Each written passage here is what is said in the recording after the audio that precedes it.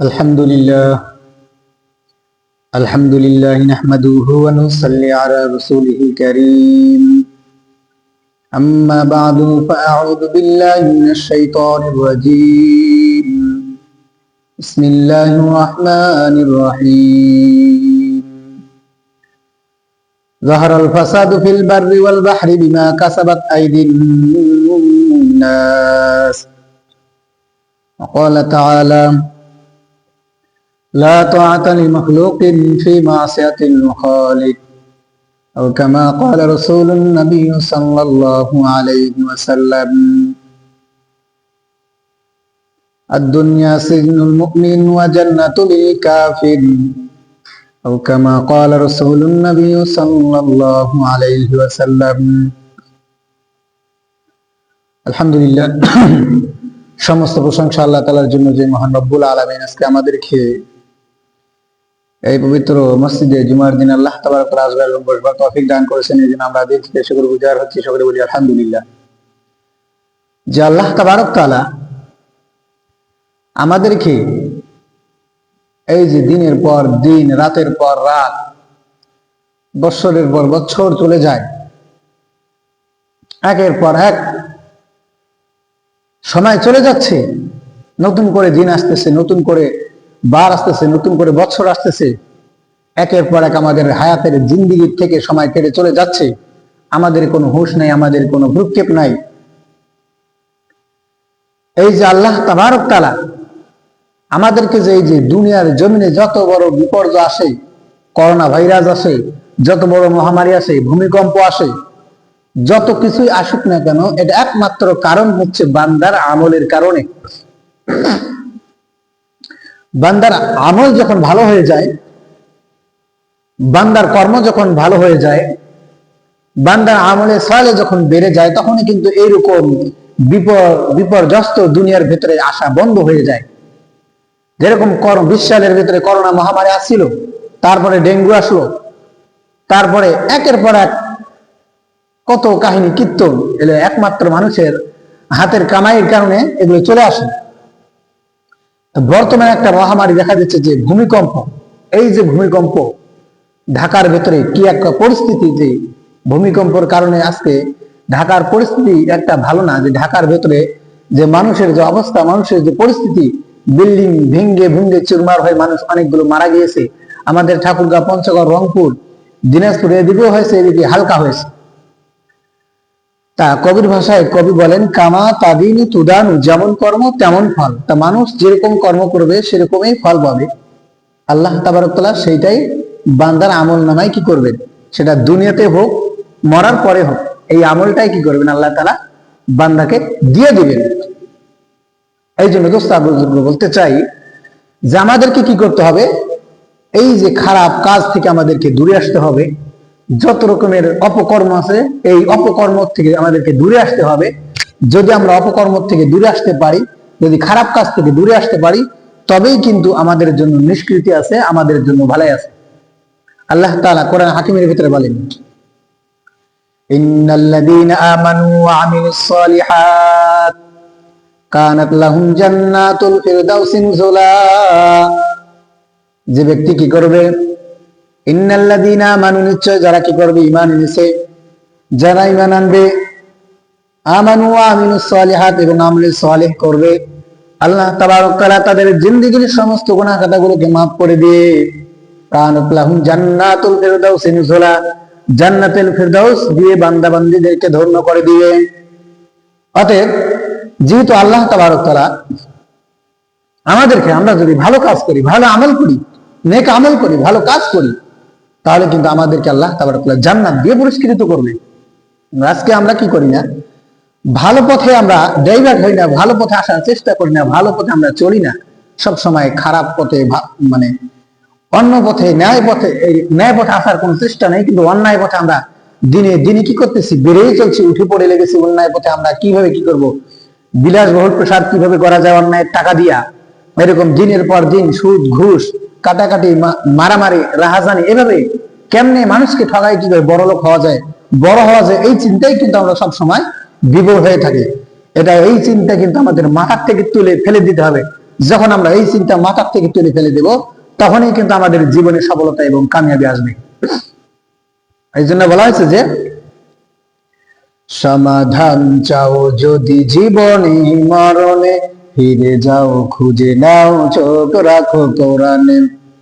সমাধান চাও যদি জীবনে মরণে, ফিরে যাও খুঁজে নাও চোখ রাখো কোরআনে।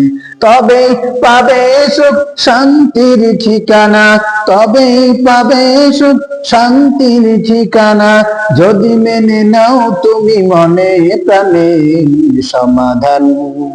সমাধান চাও যদি জীবনে মরণে, ফিরে যাও খুঁজে নাও চোখ রাখো কোরআনে।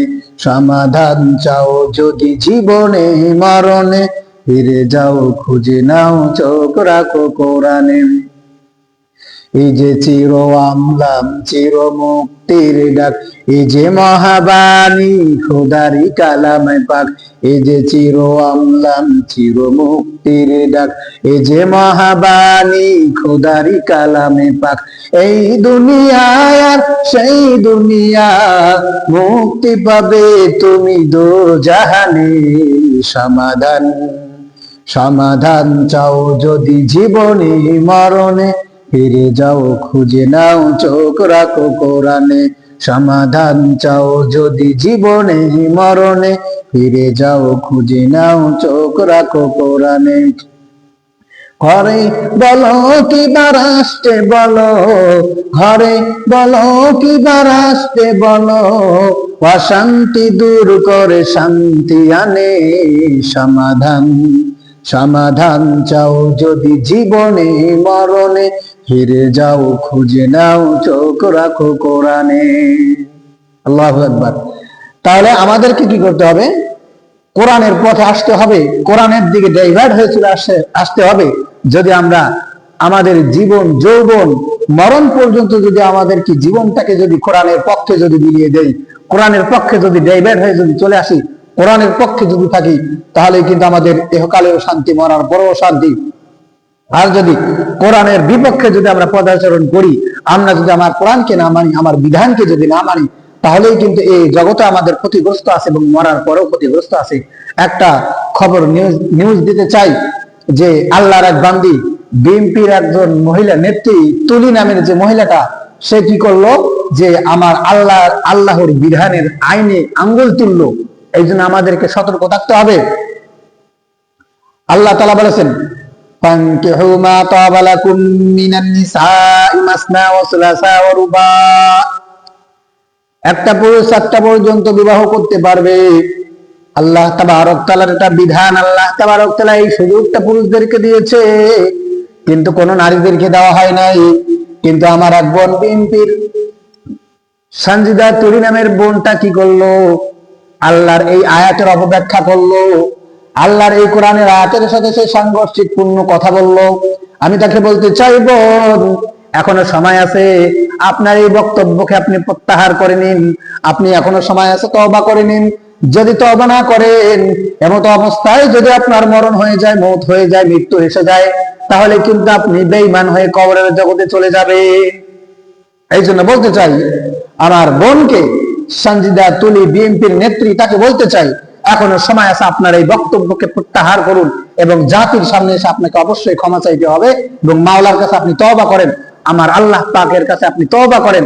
তওবা করলে আল্লাহ তাআলা কি করবেন? আপনার তওবাকে আল্লাহ তাআলা কবুল করবেন।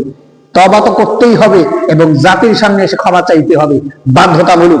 আর যদি আপনি যদি তওবা না করেন, জাতির সামনে যদি এসে ক্ষমা না চান, সামনে কিন্তু আপনাদেরকে নির্বাচনে আমরা নির্বাচিত হতে দেব না। জোরে বলেন ঠিক না বেঠিক?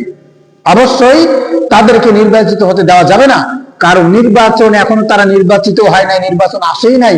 নির্বাচন আসতে না আসতে, নির্বাচনে তারা জয়ী না হতে তার আগে যে ইসলামের বিপক্ষে তারা পদক্ষেপ গ্রহণ করতেছে, যদি তারা নির্বাচনে জয়যুক্ত হয়, নির্বাচিত হয়, তাহলে কি করবে এটাই বোঝা যাচ্ছে। এই জন্য খুবই সাবধান। আমরা যে এই সামনে যেহেতু ইলেকশন, নির্বাচন, ভোট কাকে দিবেন একটু চিন্তা ভাবনা করে ভোট দিতে হবে। যদি ভোটটা যদি কোনো খারাপ মানুষের কবলে পড়ে যায়, এই খারাপ মানুষটা জয়যুক্ত হওয়ার পর যদি দুর্নীতি, চাঁদাবাজ, খুন, ধর্ষণ, রাহাজানি এগুলো করবে, আর একটা গুনার পার্সেন্ট আপনার কাঁধে চলে আসবে, আপনার আমল নামায় চলে আসবে।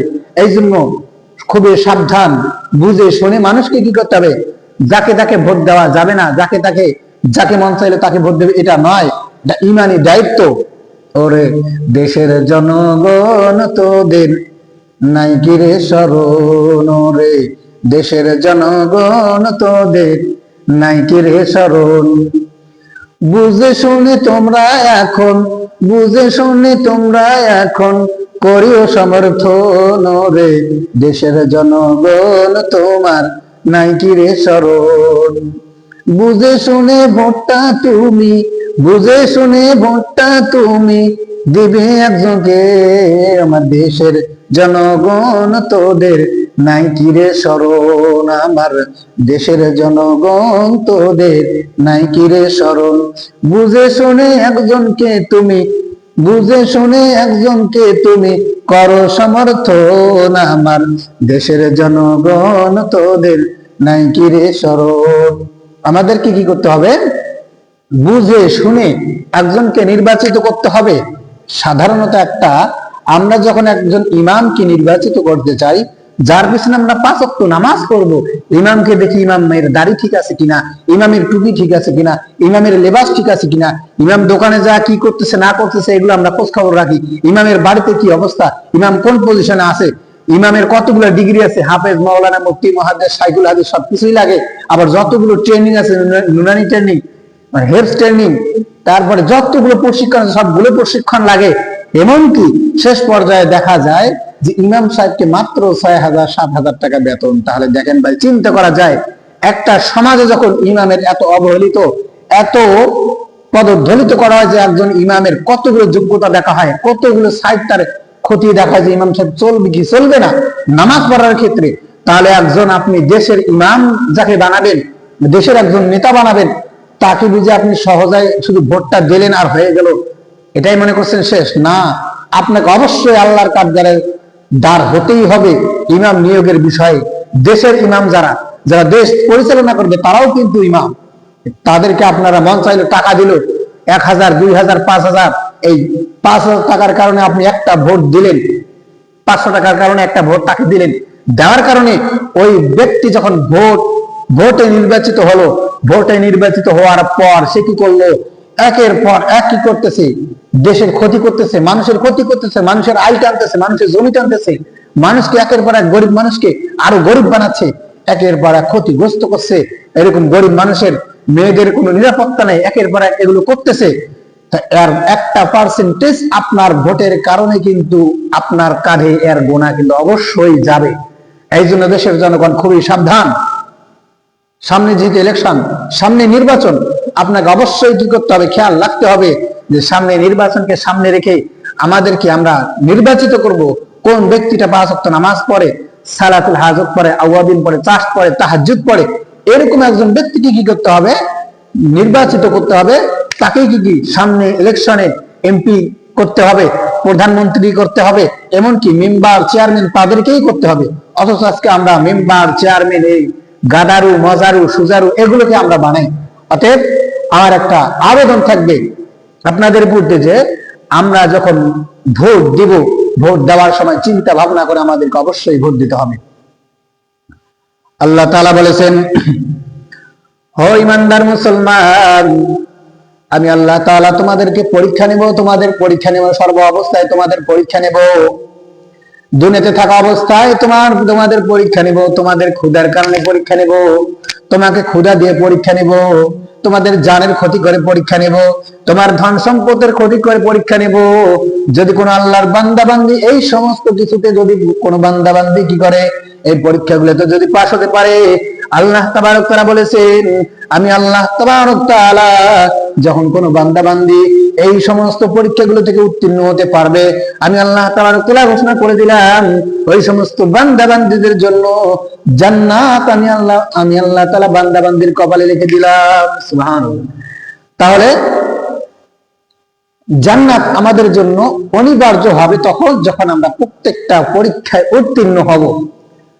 আমরা রাস্তাঘাটে চলতেছি, রাস্তাঘাটে চলতে চলতে প্রতিমধ্যে আমার চোখের দৃষ্টি একটা বেগানা নারী চলে আসলো, দেখা যাবে না, এটা একটা পরীক্ষা, দেখা যাবে না। রাস্তায় চলতে চলতে রাস্তার ভেতরে অনেক ময়লা পড়ে আছে, আপনি যদি সরাই দিলেন, ভালো কাজ করলেন, রাস্তা থেকে সরাই দিলেন, একটা ভালো কাজ, এইটা কাজ যদি করেন আপনি, তাহলে মানুষ নির্বিঘ্নে রাস্তা দিয়ে চলতেই পারবে, এটা ভালো কাজ।